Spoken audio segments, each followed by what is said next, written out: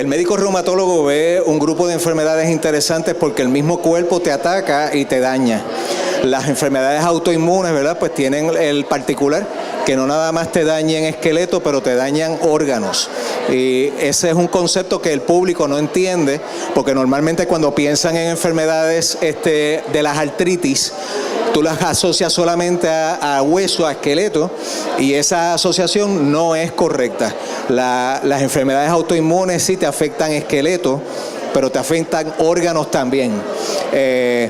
Por mencionarles una de ellas, espondilitis anquilosante es una enfermedad de hueso, la vemos más en hombres que en mujeres, y tengo un paciente de 47 años, varón, sin historial de alta presión ni de diabetes, y hace una semana tuvo un infarto no obstructivo. Lo que sucede en esa enfermedad del hueso es que esos pacientes, el 10% al menos, pueden tener afectación de su sistema cardíaco.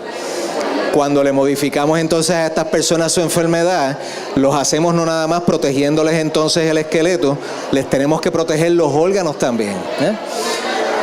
Vamos a fibromialgia. Fibromialgia cae dentro de un grupo de condiciones de las enfermedades, ¿verdad?, que ve el médico reumatólogo, pero a diferencia de las enfermedades inflamatorias sistémicas, gracias, el médico reumatólogo cuando trata la fibromialgia no estaría en ese paciente pendiente a cómo se afectarían órganos, porque en esa enfermedad tú no tienes afectación de órganos, tú sí tienes cambio en tu estilo de vida, porque te afectas muscularmente y eso te abre, ¿verdad?, un sinnúmero de otros tipos de retos para el paciente primero y luego para la familia, ¿verdad?, que está alrededor de este paciente.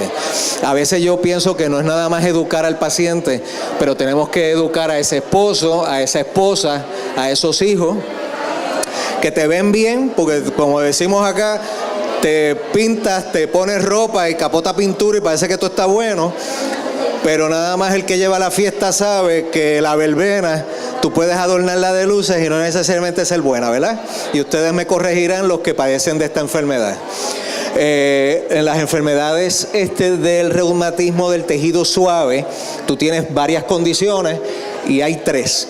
Hay puntos periarticulares sencillos, estos son los pacientes que te llegan con un área muscular lastimada, pero solamente una. Ese paciente pues viene normalmente porque se lastima.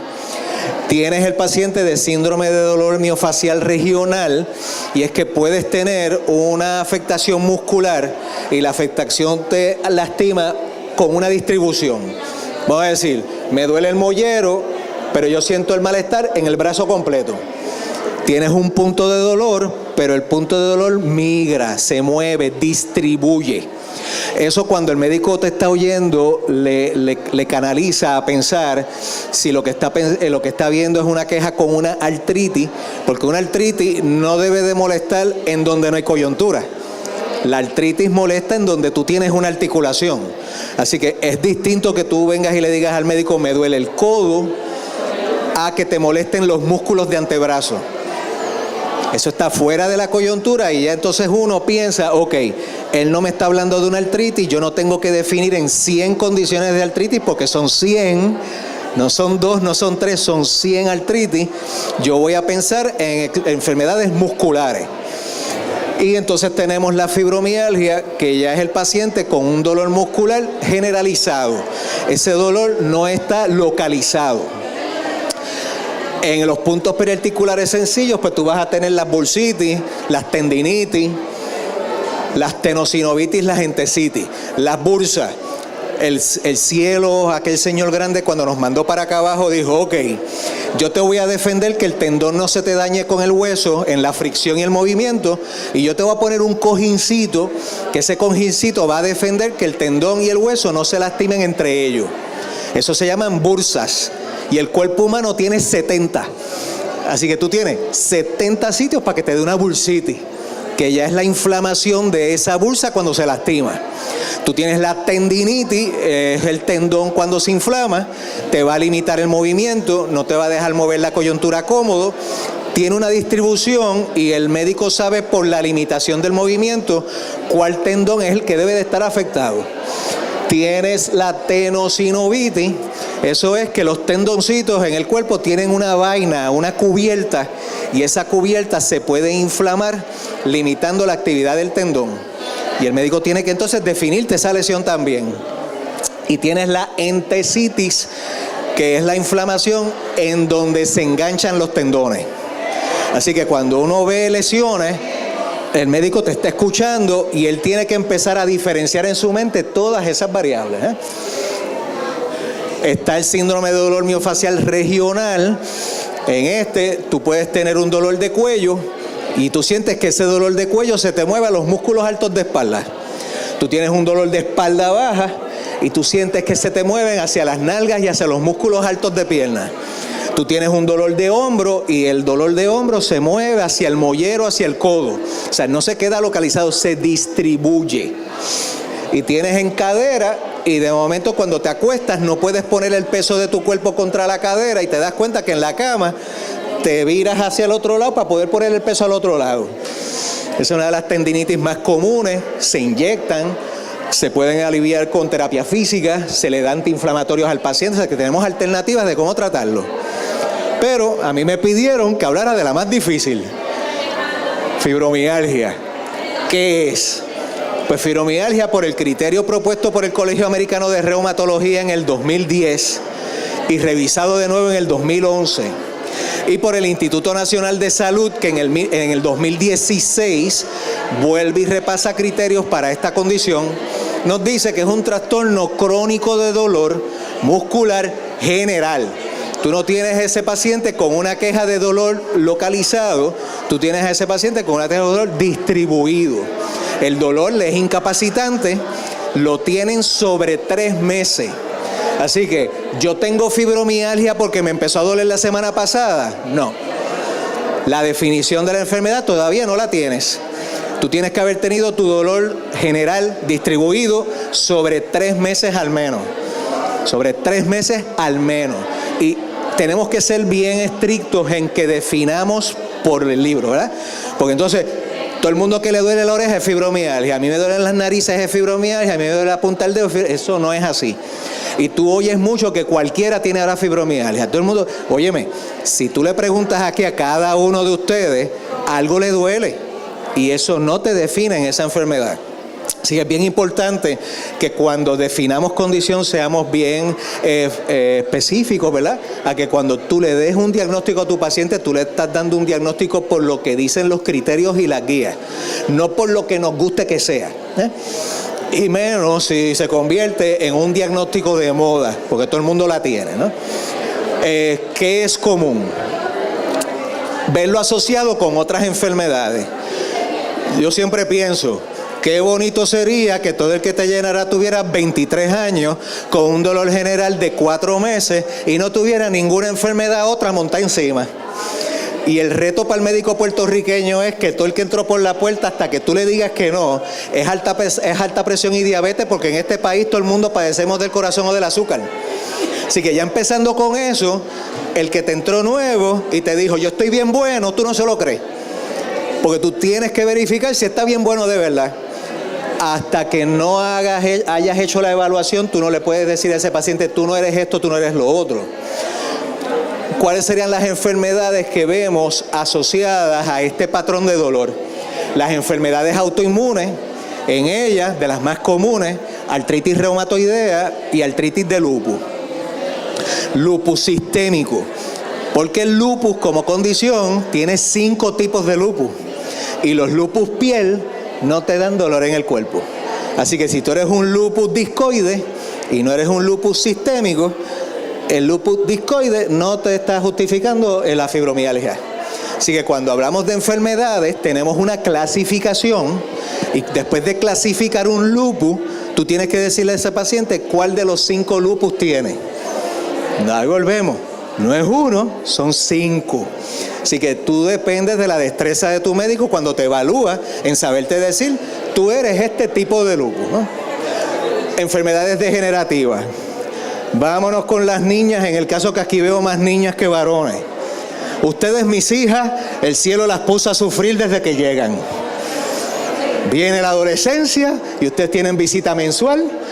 A muchas le pasa bonito y a otras las tumba ese día, o varios. Los nenes entramos a la misma adolescencia y nos vamos por ahí derechitos y bailando, porque nada nos acuesta mensualmente. Desde ahí el cielo te va diciendo, el cuerpo de una mujer no es el mismo que el cuerpo de un varón. Y en osteoartritis, que es el cambio degenerativo, cuando empezamos a gastarnos, adivinen a qué edad ustedes empiezan a pasar la factura. A las 30. A los 30. Cuando en un varón tú esperas cambios degenerativos promedio después de los 55 años. Cuando ustedes empiezan a los 40 a gastarse en osteoporosis, los nenes nos empezamos a gastar en osteoporosis después de los 70. Por eso solamente somos el sexo fuerte, porque tenemos un esqueleto que está listo para recibir los palos de escoba que nos den las nenas. Aguantamos más tiempo. Pero adivinen qué, el cielo supo cobrársela porque nos dijo, yo te voy a mandar a ti con el esqueleto más fuerte, pero adivina qué, ellas te van a enterrar primero porque nosotros no tenemos resistencia para enfermedades crónicas, nos morimos antes, y por eso es que hay más viudas y menos viudos, porque las nenas con su sexo débil, porque son de esqueleto débil, te empujan hasta los 85 bonito y cantando, porque el cielo le dijo, tú aguantas mejor las enfermedades. Y por eso las pusieron a parir a ustedes, porque si a nosotros nos ponen a parir, parimos uno engañado y en el segundo turno no nos cogen de nuevo. Porque empujar un ser humano por allá abajo hay que tener babilla, ¿sabes? Y hay que quitarse el sombrero con ustedes las niñas. Eso los nenes no lo hacen bonito. O no lo harían bonito, ¿verdad? Enfermedades endocrinas. En Puerto Rico es común la diabetes, en Puerto Rico es común el hipotiroidismo. Y hay tipos de hipotiroidismo en donde el paciente puede sentir un patrón de dolor muscular más intenso o variado por el tipo de hipotiroides sean. Como la diabetes también tiene tipos, ¿verdad? La diabetes 1 que es niño, la diabetes 2 que son adultos. Y la cronicidad, el tiempo que tú tengas con estas enfermedades endocrinas, te van a dar lamentablemente la desventaja de poder tener o sentir, ¿verdad?, patrones de malestar general y hacerte víctima, ¿verdad?, de esos patrones en términos de cómo cambia tu funcionalidad o cómo tú trabajas con el día a día. Enfermedades inflamatorias del intestino. En la isla también tenemos a muchos pacientes de la enfermedad de Crohn's o de la enfermedad de colitis ulcerativa, y la inflamación de colon también trae una manifestación músculo-esqueleto, y esos pacientes pueden desarrollar un tipo de artritis por eso. Enfermedades de salud mental, la depresión mayor, el desorden de ansiedad, entre otros, también tienen dentro de sus características las características de sentir dolor. Trastornos del sueño. El humano debe de poder descansar. Según vamos envejeciendo, no necesitamos las mismas horas que necesita un niño. Porque un niño debe de dormirte de 8 a 10 horas para que ese sistema nervioso crezca bien. Así que a los nenes, cuando los acostamos a dormir, nos aseguramos que nos llevamos los controles para que cuando tú te creas que está durmiendo, el nene está calladito y guilladito en el cuarto jugando con los amigos por internet, porque ahora por el Xbox se juega con quien sea alrededor del mundo. Si no te descansan bien, no te crecen bien. Pero eso es un niño que necesita de 8 a 10 horas. Nosotros los adultos, si descansamos buenas 6, con eso nos da y nos sobra. Ahora, esas 6 horas deben de ser descansadas. Tú no te puedes levantar del sueño que parece que te metieron 3 pelas, porque te levantas más lastimado de lo que te acostaste. Eso quiere decir que tienes que tener un problema con el sueño y te debes de ir a chequearlo.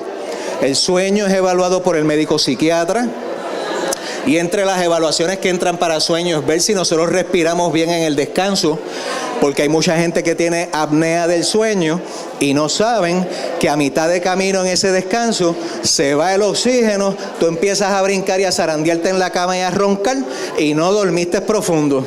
Y ese es el paciente que siente cuando los gatos se trepan en la verja y empiezan a cantarle a la gata. Supone que cuando tú caigas redondito y te levantes por la mañana chéverísimo. No te puedes levantar lastimado. Así que cuando vemos patrones, mira todo una vez más lo que el médico tiene que ir configurando en su evaluación y diferenciando. Y es una pena que a veces, cuando los escuchamos, ¿qué te duele?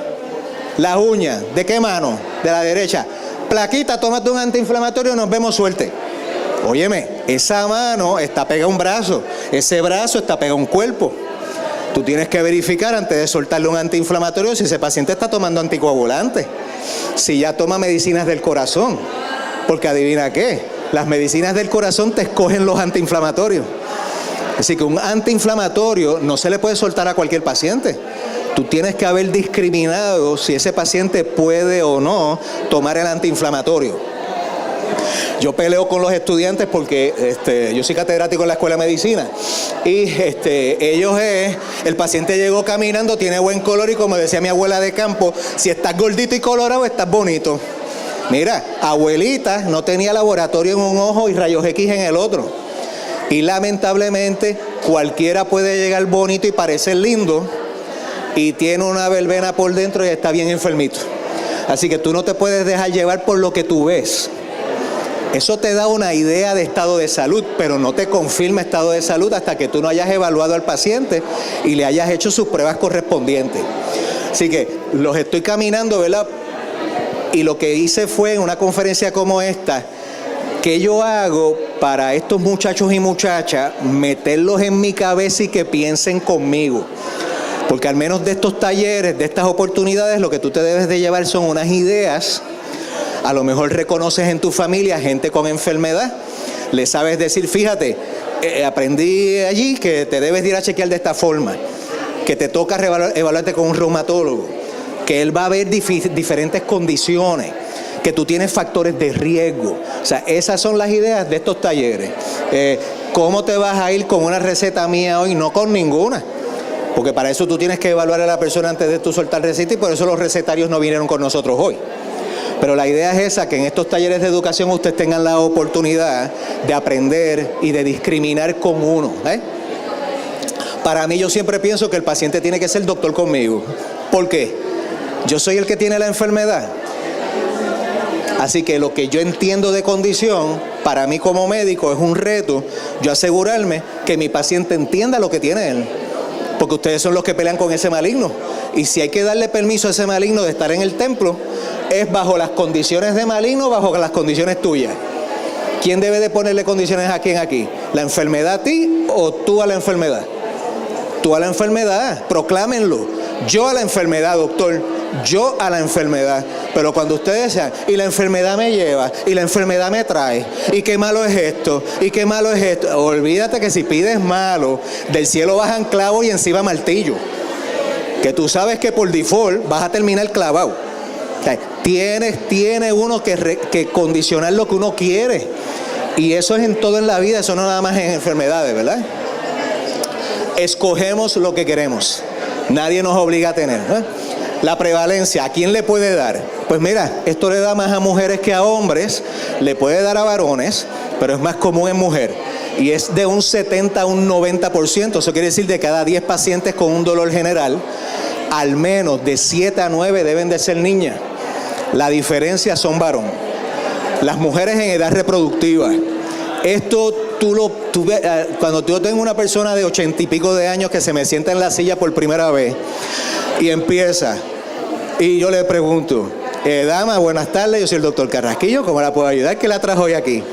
Yo tengo fibromialgia. ¿Qué edad tiene usted, mi niña?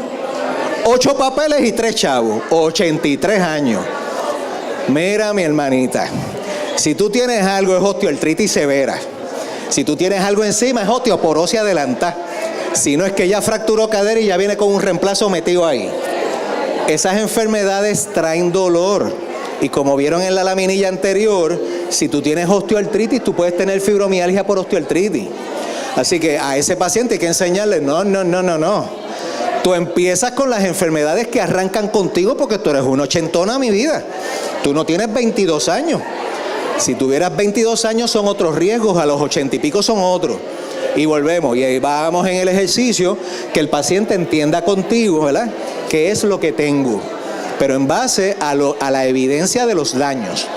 No dejarlo que le metan un diagnóstico de tablilla. Entonces, si te duele el seno ese día, es fibromialgia. Y yo he aprendido, uno aprende con la experiencia que una mujer te dice, me duele el seno, es nuevo, y tú rápido le tienes que preguntar, ¿no se siente ningún nódulo ahí?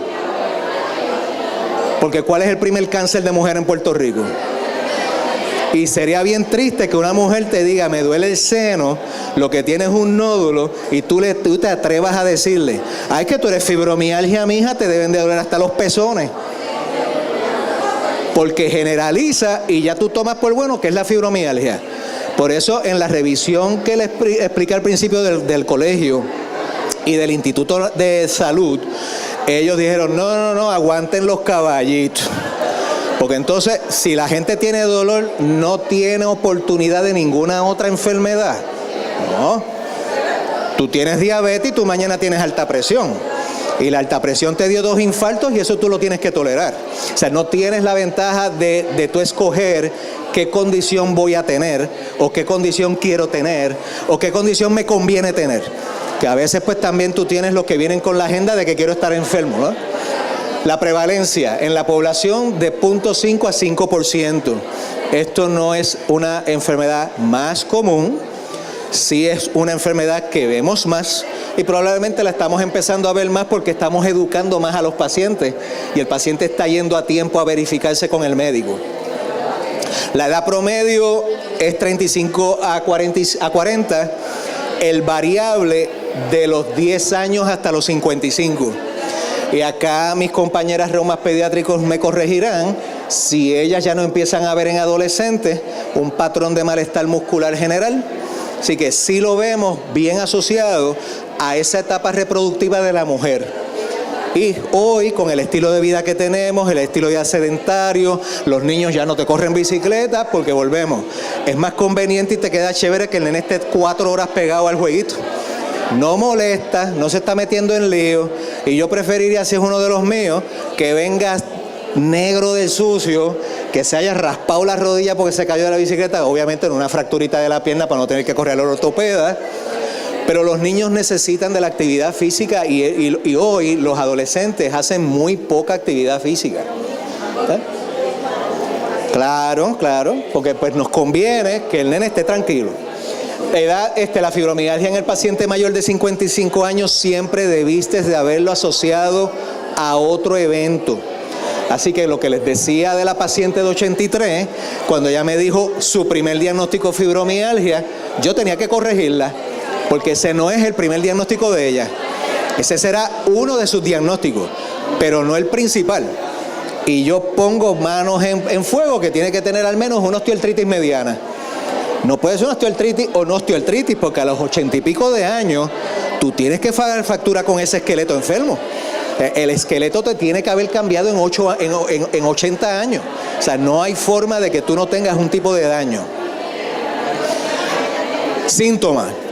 Estos pacientes normalmente te hablan de entumecimiento matutino, les dura más tiempo, se levantan lastimados, corre la mañana, les cuesta soltarse, se sienten que están como un poquito engarrotaditos. Estos pacientes tienen cansancio severo. La palabra en inglés es fatigue, pero yo tengo cuidado cuando la traduzco a español de no decir fatiga, porque cuando nosotros los puertorriqueños hablamos de fatiga, ¿de qué enfermedad estamos hablando? De asma bronquial. Entonces como que pensamos que fatiga y asma es lo mismo. En inglés fatigue es el término para cansancio. Ese cansancio severo, te sientes que no descansaste. ¿Sí? Tienes adormecimiento en sueño no restaurativo, no descansas. Tienes adormecimiento en extremidades y eso te lo pueden padecer hasta 50% de estos pacientes. Que te hablen, que sienten hormiguilleo, adormecimiento, el malestar muscular, debilidad, cosas que son como del sistema nervioso periférico. Tienes el fenómeno de Raynaud hasta el 10% de estos pacientes. O sea que de cada 10 que lleguen, uno al menos te puede decir, doctor, cuando estoy en sitios fríos, me doy cuenta que las pulpas de los dedos, las puntas de los dedos, me cambian color y me da dolor. Un dedo se me pone rojo, el otro se me pone azul, el otro se me pone hincho, pierde el color. Y a ese cambio que vemos con temperatura se le llama el fenómeno de Raynaud. Raynaud, un doctor francés que lo describió primero. Y ese fenómeno hay que diferenciarlo de otras enfermedades, porque ese cambio pertenece y se ve en otras condiciones médicas también. Por eso es que uno tiene que tener cuidado cuando estás escuchando al paciente por primera vez. Si tú no has tenido la ventaja en ese paciente de haber hecho una evaluación completa, qué es lo que ese paciente tiene o no. Tú no brincas a fibromialgia como la primera sospecha. Tú tienes que empezar a tachar en una lista para poder llegar hasta fibromialgia, que es un diagnóstico de exclusión.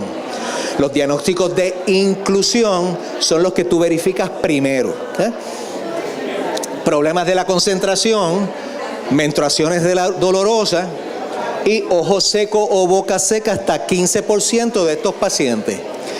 En las enfermedades autoinmunes que vemos los reumatólogos, hay una condición que se llama el síndrome de Sjögren's y esos pacientes tienen ese mismo cuadro de boca seca, ojo seco.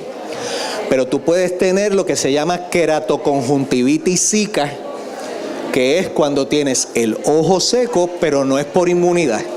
Entonces volvemos. Hay que tener cuidado porque el paciente te dijo tengo ojo seco y como tú sabes que el síndrome de Sjögren's se ve con lupus, le digas a la mujer, ¿cuántos años tienes tú? 28, tú tienes lupus. Mire señor, no proclame esa lengua chicharrón ese día. ¿Cómo tú le estás pidiendo malo al cielo? O sea, mire señora, usted tiene 28 años, tiene boca seca, tiene ojo seco, vamos a evaluar con el OFTA, vamos a hacer unas pruebas, vamos a confirmar si usted tiene qué, para llegar a una conclusión. Pero no desde ese primer encuentro ya tú le pusiste 3 diagnósticos al paciente, entonces los pacientes nuestros que se creen que el lupus es un cáncer, me muero mañana. No hagas eso, no es necesario hacer eso. Tú tienes que discriminar. Y una vez más, tú coges a ese paciente y tu reto como doctor es cómo tú logras que él se meta contigo en tu cabeza para que vaya entendiendo contigo lo que tú estás discriminando. Ese es el reto para nosotros, que es un reto de todos los días. Y cuando tú te crees que te lo sabes mejor, ese día como médico no vayas para la clínica, porque yo soy de pensar que todos los días aprendo algo. El día que yo no esté dispuesto a aprender, pues me quedo en mi casa y no molesto a nadie. Porque ese día, si eres doctor y te la sabes todas, tú estás limitando a tu paciente. Porque tú no estás buscando más allá de lo que es, ¿verdad?, lo tangible, lo más sencillo. Y el trabajo de uno es explorar, uno es un detective. Tú tienes que buscar todas las señas que tú tengas disponibles para tú ayudar a tu paciente. Estos son los puntos de dolor que vemos más comúnmente en estos pacientes. Y el médico va a ir tocando todas estas áreas en el examen y va a ver si de tantos puntos de dolor tiene cuántos.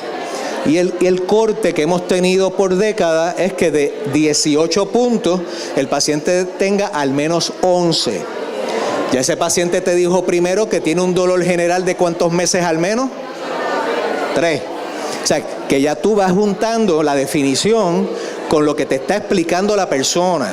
Y tú vas entonces ya cerrando más las opciones, ¿verdad? O las probabilidades de eso que tú tienes. Causa desconocida. Así que el médico que le pueda decir a usted por qué da fibromialgia, por favor me lo traen. A mí me encantaría conocer a ese compañero porque el compañero tiene un detalle que yo como reuma no lo conozco. La fibromialgia todavía no entendemos, ¿verdad?, por qué dentro de un patrón de enfermedades aparece, cómo puede aparecer solamente en algunos pacientes, y ese seguirá siendo el reto en el manejo que tenemos con ella. Es una enfermedad retante, porque hay que pensar mucho. Tú tienes que tener muchas definiciones de enfermedad muy claritas en cabeza para poder ayudar a tu paciente.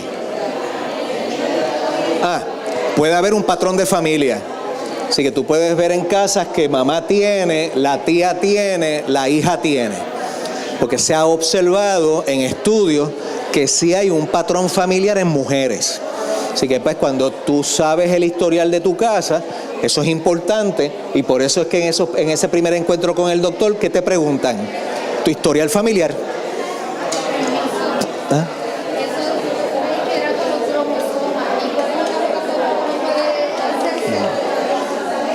No hay ningún estudio para la enfermedad. Si vemos ese patrón, y es un patrón de observación. Pruebas diagnósticas, ninguna. Por eso lo puse en rojo, ninguna. Así que cuando un paciente te dice, aquí me mandó mi médico de cabecera con la prueba de fibromialgia positiva, yo por respeto, pues no me río, no me voy a burlar de un compañero, me llamaría la atención ver que mi compañero no sabe que eso no tiene ninguna prueba diagnóstica. Porque ese es uno de los detalles más específicos de la condición y ese es el reto. Tú no tienes forma de evaluar con estudios fibromialgia. La fibromialgia es una enfermedad que tú la haces con el examen físico y con el historial de todo lo otro que les he ido diciendo que el médico tiene que ir en una lista tachando y moviendo, porque la enfermedad guarda relación con otras condiciones. Así que no le puedes decir al paciente, me duele las narices y esto es fibromialgia. Pues eso no sería correcto. La fibromialgia es un diagnóstico de exclusión, lo que significa que se consideraría después de haber hecho una evaluación médica del paciente ajustándola al grupo de edad y sexo y sabiendo cuáles son las enfermedades en el país que vives. Me explico. Si yo estoy evaluando a doña Josefa de Ciales, 52 años, me dice que ha sentido un malestar general, que se pasa orinando todo el día y que tiene una sed que la está volviendo loca. ¿Qué yo debo de pensar que debe tener doña Josefita? Diabetes. Porque la diabetes en Puerto Rico es ¿qué? Común. ¿Me siguen? Entonces yo pensé, el sexo, la edad, ella tiene 52 años, está entre 50 y 60 años, y la raza, puertorra. Entonces, ¿qué de las enfermedades más comunes en Puerto Rico tiene esos síntomas? Diabetes. Pero yo le pude haber dicho, ¿y te duele el cuerpo? Ay, nena, tú tienes fibromialgia. Si tienes sed, toma mucha agua. Tienes que haber evaluado completo. Porque si ella tiene una diabetes activa, ella se va a sentir mal. O sea, que tiene un malestar general, pero no es fibromialgia. Es que la muchacha se le acabó el turnito de meterse los flancitos y el bizcochito por la noche con el café. No puede comer más azúcar. Ahí empieza el trabajo de esa condición. O sea, cuando estás evaluando, tú tienes que rápido, ¿qué sexo estoy viendo? ¿Qué edad tengo? Porque esos dos factores a nosotros los doctores nos abren automáticamente una línea de bosquejo que yo tengo que empezar a bajar por ese camino. Si la señora me da una referencia de que tiene algo estomacal, no le cae bien la comida, tengo 47 años. Óyeme, en Japón, las enfermedades gastrointestinales, el cáncer de estómago es bien común. Pues como a las cuarentonas de allá se le pide este estudio que vale 5,000 billetes, esta de acá tiene 40 y pico de años, me dice que le molesta, ese es el estudio que yo le tengo que pedir, el que se pide en Japón. Entonces, ¿quién es el primero que te va a trinar por el estudio de 5,000 pesos? El plan médico. Dice, mira, doctor, la señora tiene 40 y pico de años, es mujer, pero a menos tú me digas que su mamá es japonesa, yo no te voy a pagar el estudio. La señora que se vaya a hacer galletas y pasteles y que después que junte los chavitos que se lo pague ella, porque no está indicado el estudio. Así que el médico tiene el reto de también saber cuando pide estudios por qué los estoy pidiendo. Esto no es el estudio que a mí se me ocurra, ni tampoco tener esa presión de ustedes con uno que, ay Dios mío, yo como médico lo que tengo que hacer es pedir muchos estudios para que este paciente se crea que yo soy buen doctor. No, porque el buen doctor es el que sabe discriminar cuál es el estudio que tengo que pedir. No todo lo que aguante el papel, porque entonces imagínate tú, prepárense porque los chequeos van a ser de millones de pesos. Y como ahora estamos para gastar, porque yo no sé ustedes, pero yo estoy en casa, la piña está seca. Porque esto de María nos ha dado y ya no está. Tú tienes que tener juicio en lo que solicitas hoy más, siempre, pero hoy más. O sea, tienes que ponerte en los pies de tu paciente. Aquí estamos todos pasando un momento muy crítico en nuestra historia en la isla y esto es algo que nos ha marcado a todos más o menos. O sea, hoy, aunque tú digas, a mí no me importa, yo soy el médico, si me pidió, yo le pido el estudio que yo quiero y se acabó. Eso no puede ser así. Tiene que haber humanismo, tú tienes que tener compasión, y si tú no tienes esos dos factores como doctor, mira, vuelvo, quédate en tu casa y no te vayas para la oficina, porque no estás favoreciendo a tu paciente, ¿verdad? Vea con cuidado que a veces la posición de algunos pacientes es lo que estoy diciendo ahí en ese último párrafo. Los pacientes que no se han enfermado todavía y ya tienen 45 o 50 años. ¿Qué es lo que normalmente piensa ese paciente? Yo no me enfermo. Yo voy al médico si me duele algo. Pero tú no te vas a chequear con el doctor todo el tiempo, al menos una vez al año. ¿Para qué? Si yo no me enfermo. Chacho, yo soy un roble. Yo no me enfermo. Y lo dicen con una fuerza que es, yo no me enfermaré nunca. ¿Y cómo tú sabes eso? Porque si tú sabes que mañana no te enfermas, dame la fórmula, porque yo no me quiero enfermar tampoco. Así que a veces es más retante ese paciente que nunca se ha enfermado, que no tiene como una disciplina de ir al médico, porque cuando al final van, lamentablemente muchas veces descubren muchas sorpresitas y a veces no agradables, porque no ha habido prevención. Hemos esperado a estar mal para ir al doctor por primera vez. Así que yo pienso que para cualquier doctor es un reto el paciente que tiene ya muchos diagnósticos, pero para mí yo siempre pienso que el paciente más difícil es el que no tiene ninguna enfermedad. Porque lo primero que tienes que empezar es a convencer que se tome las pastillas que nunca se ha tomado.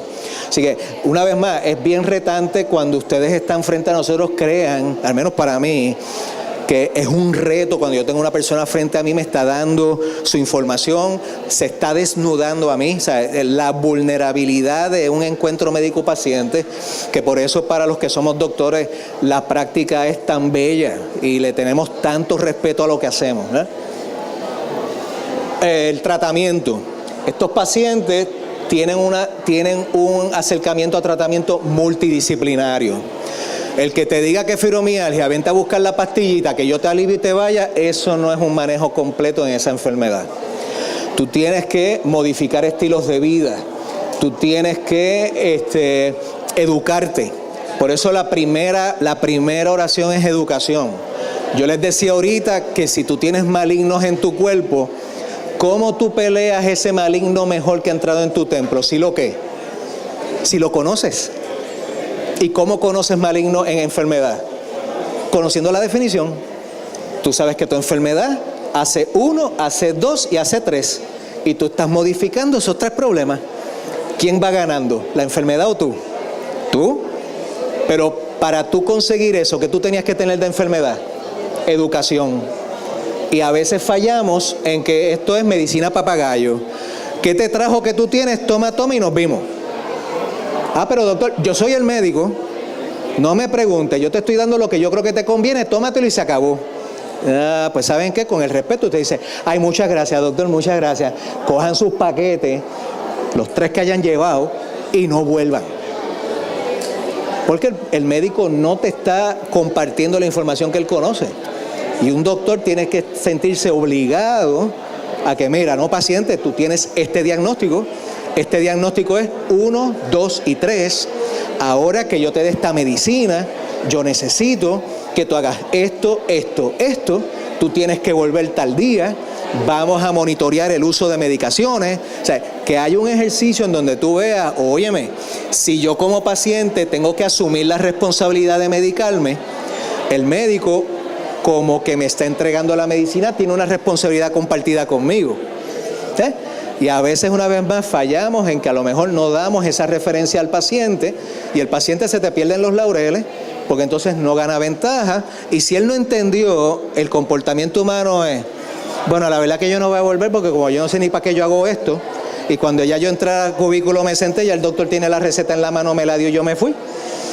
Pues yo pienso que no me estoy muriendo y sigo por ahí, y la enfermedad sigue moviendo para el frente. Así que ustedes en su espacio, ¿verdad?, como pacientes, saben que tienen también un juicio crítico que hacer, porque tú tienes que ir cuestionando si tú estás ganando con el tratamiento que haces y te tienes que poder sentir en la confianza de cuestionarle a tu médico. Cuando no te sientas esa confianza, tú sabes que la magia no está, pues no la hagas, O sea, ustedes tienen que también entrar a jugar porque es una responsabilidad compartida. Estos pacientes tienen que mirar a la terapia física y ocupacional. Si tú sabes que tú haces un estilo de vida, necesitas hacer unas cosas en tu casa, necesitas tener una fuerza, mira, a lo mejor ya tú no puedes coger la casa y virarla en un día, un sábado. Pues no te frustres porque no lo puedes hacer el sábado ya. El lunes coges la cocina, el martes coges el baño, el miércoles el cuarto máster, el jueves la sala, el viernes el comedor y terminaste en la casa. Ah, pero es que, y vuelve, y el paciente vuelve y dice, pero es que antes era el sábado nada más y yo podía, esto significa que ya yo no sirvo. No, significa que tu cuerpo tiene cambios, que tú los vas a respetar, pero como no puedes vivir en la porquería, vas a limpiar un área de la casa por día. Preocúpate el día que no la puedas limpiar, punto. Pero mientras puedas ser un día a la vez, es un día a la vez y se acabó. No gastes las energías en lo que no puedes cambiar. Porque si hicieras la pataleta, la enfermedad te entendiera y puedes ir el sábado y limpiar la casa el solo día, pues está bien, haz la pataleta. Esa es la medicina para la enfermedad, que tú hagas pataleta. Pero ahora cuéntenme ustedes si han hecho pataletas con enfermedades. Por la pataleta, ¿has podido cambiar la enfermedad? No gastes las energías ahí. Coges esas energías negativas y conviértelas en positivo. Úsalas para tú ganar ventaja en enfermedad, no te pongas a pelear con lo que no puedes cambiar. Si tú tienes una osteoartritis severa, la rodilla no se va a arreglar por pataleta y tú tienes que limitar cómo tú haces tu trabajo. Ahora no lo dejes de hacer, porque en tu casa que se preocupen el día que te vean amontonado o amontonada en una esquina, ay bendito, aquí a Beatriz hay que comprarle la caja porque ya está nena ya bajo los guantes. Una vez uno se amontona y el mundo se te cayó a los pies, tú sabes que el turno es, pide para arriba que la pelona viene a buscarte. Uno tiene que hacer apostolados hasta que el cielo te llame. No llames la pelona, ella te va a encontrar. Y el juego del humano es estarse escondiendo de la pelona hasta que ella te encuentre. Porque adivina qué, vinimos y ¿qué es lo único que tenemos 100 cuando llegamos? Que nos vamos. Así que el que tenga un plan distinto, que nos los venda también. Lo que pasa entre medio es probabilidad. Y tú cambias las probabilidades por lo que tú escojas hacer. Terapias complementarias, ejercicio. Tienes que condicionar tu cuerpo. Tú no puedes empezar el día, saliste de tu cuarto, caminaste como pudiste, te sentaste en tu silla, cogiste un barrafón de agua, uno de juguito, las galletitas Ritz, el queso de spray, el control y el celular. 9 de la mañana, 11 de la mañana, 12 del día, 3 de la tarde, 5. Ay, wow, a la verdad que Univisión no es variado porque esto es novela todo el día. Mire, señor, tú tienes que tener talento, tú sabes leer, vete a leer, conviértete en voluntario de un hospital, léela a viejitos que los tiran allí los familiares y nadie se acuerda de ellos. O sea, usa tu tiempo. Pero ese paciente que se siente desde las 9 de la mañana y le den las 6 de la tarde, cuando se levanta a las 6 de la tarde está destrozado. No te vas a poder levantar. Y entonces te vas a dar cuenta cuando te toque ir al baño. ¿Y qué tú haces cuando llegas al baño si tú eres ese paciente? Te vas sentando, te vas sentando, te vas sentando y los últimos 3 pulgadas, pues ruégale al cielo que no se rompa el envase de inodoro, eso es cerámica, y que un pico de eso no se te entierre por buen sitio, porque no te fortaleces. Tú tienes que hacer actividad física, tienes que hacer movimiento, tienes que hacer ejercicio, y el ejercicio aeróbico es solamente caminar. No te tienes que apuntar en un gimnasio, no tienes que hacer cosas. Claro, el médico discrimina si la enfermedad requiere que tú tengas esa terapia física y ocupacional y sabe preguntarle al doctor fisiatra por condición médica qué es lo que yo quiero que tú hagas de eso. Y ahí es donde empieza el manejo interdisciplinario. No hay forma de manejar esta enfermedad solo. Ese es uno de los perlitas que se deben de llevar hoy, que en esta condición tú tienes que tener manejo de varios, no de una solamente. los tratamientos de las enfermedades asociadas. No puedes ser un diabético descompensado y no querer que se te duerman las manos. Porque si tú tienes la diabetes y no la cuidas y se te están durmiendo la mano, tú tienes neuropatía diabética, no fibromialgia. Así que el médico tiene que discriminar en las enfermedades todo el tiempo. Medicamentos. Los medicamentos que usamos normalmente para manejo de dolor. Antiinflamatorios. Los medicamentos antiinflamatorios son derivados de aspirina. Esos medicamentos se llaman los antiinflamatorios no esteroidales. Y sus siglas es ICE, en inglés NSAIDs. Estos medicamentos, al ser derivados de aspirina, tienen un efecto antiinflamatorio, funcionan muy bien. Los conocemos desde la década del 70, así que llevamos años conociendo esta enfermedad. El manejo con ese medicamento, el medicamento no es nuevo.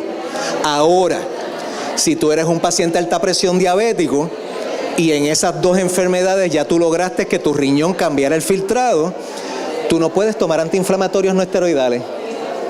Y eso lo tienes que entender, porque tú le hagas una pataleta a tu doctor porque no te da un Relafén. Si tú eres diabético y alta presión y tu riñón ya cambió filtrado, no te lo puede dar. No te lo puede dar. No te lo puede dar. Entonces el médico tiene que buscarte alternativa. Ahí entran los analgésicos. Por eso entonces digo, el médico tiene que siempre confirmar las funciones de hígado y riñones. Hígado es el filtrador principal del cuerpo humano. Todo lo que nos pongamos en la boca va a pasar por el hígado, nos guste o no. Y los riñones son filtradores secundarios. Así que la gente normalmente cuando piensa en pastillas, y corríjanme ustedes, ¿en qué piensan primero? En los riñones. Mira, nena, no te tomes eso. ¿Qué te estás tomando? Tylenol. Eso daña los riñones.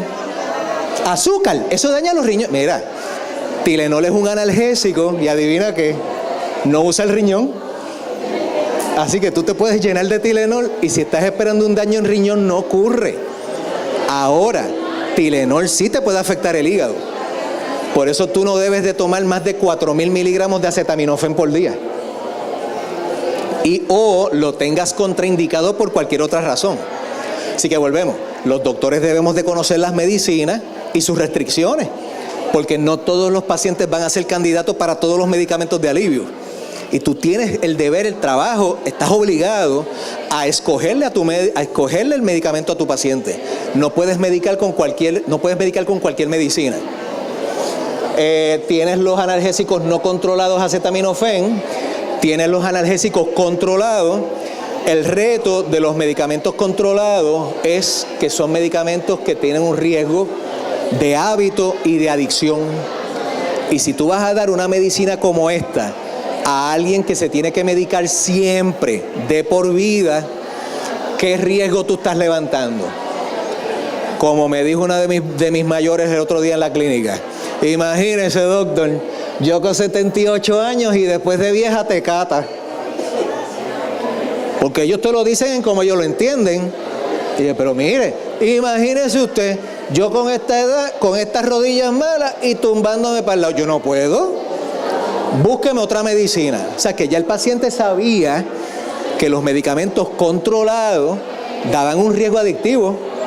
Y fíjate, sin mucha escuela, porque esa chica es de Ciales, es de la que cocina todo el día. Ese es el trabajo de ella desde que se levanta hasta que se acuesta. Pero ella sabe que los controlados hacen adicción. Así que el paciente tú no lo subestimes por lo que no tiene de escuela. Subestima al paciente por lo que no sabe. Y tu trabajo como doctor es educarlo. Los antidepresivos tienen indicación para dolor crónico. Así que hay unos medicamentos de salud mental que se pueden dar para alivio de dolor.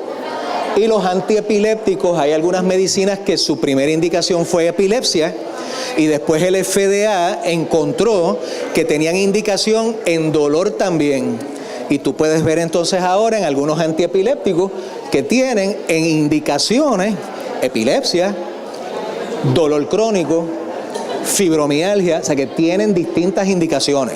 Así que recuerden que las medicinas salen muchas veces en una sola indicación y con el paso del tiempo van ganando indicaciones nuevas. Y eso, mi gente, pues es un resumen de perlitas que le queremos traer a ustedes en oportunidades como estas, que es excelente que se tomen un momentito y escuchen. Ustedes deben de tener algún familiar con el reto de enfermedad crónica, que se tiene que saber medicar todo el tiempo, y escuchar estas cosas te ayuda, porque si es mamá la que lo tiene, tú puedes ayudar a mamá. Pero si mañana Dios se los cuide, es uno de los hijos el que tiene, tú puedes ayudar mejor a tu hijo. Así que el trabajo de la relación médico-paciente es esa, que en todo momento nos sintamos, ¿verdad?, que mantenemos el control con nuestros pacientes, pero que siempre recordando que el manejo médico es una responsabilidad compartida. Preguntas, ahí llegamos al final.